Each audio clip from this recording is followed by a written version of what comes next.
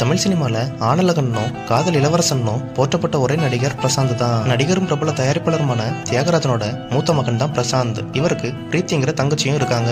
நடிகர் பிரசாந்த் சின்ன வயசுலேயே பரதநாட்டியம், ஜிம்னாஸ்டிக், கராத்தே, சிலம்பம் என பல துறைகள்ல தன்னை ஈடுபடுத்தி கொண்டவர் தான். இது மட்டும் இல்லாம குதிரை சவாரி செய்வது, பியானோ வாசிப்பது இதெல்லாம் கூட அவருக்கு தெரியும். நடிகர் பிரசாந்த்க்கு சென்னையில சொந்தமா பிரசாந்த் கோல்ட் டவர் என்ற பெயர்ல அடுக்குமாடி நகைக்கடை ஒன்றும் இருக்கு. வெறும் 17 வயசுலயே தமிழ் சினிமாவில் அறிமுகமாக்கி முதல் படத்தையும் கொடுத்துட்டாரு.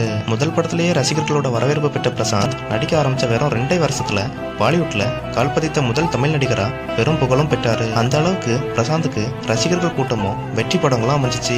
சங்கரோட ஜீன்ஸ் பட கதையை கேட்ட பிரசாந்த் தன் கைவசம் இருந்த 7 படங்களை வேண்டான்னு விலக்கி வச்சாரு. 1990 இருந்து 2005 வரைக்கும் விஜய் அஜித்துக்கு இணையா முன்னணி நடிகரா இருந்தாரு. நடிகரா மிக சிறந்த மனிதரா சர்ச்சைகள் எதுலையும் சிக்காம வாழ்ந்த பிரசாந்துக்கு திருமண வாழ் மோசமான முடிவை தான் தந்துச்சு.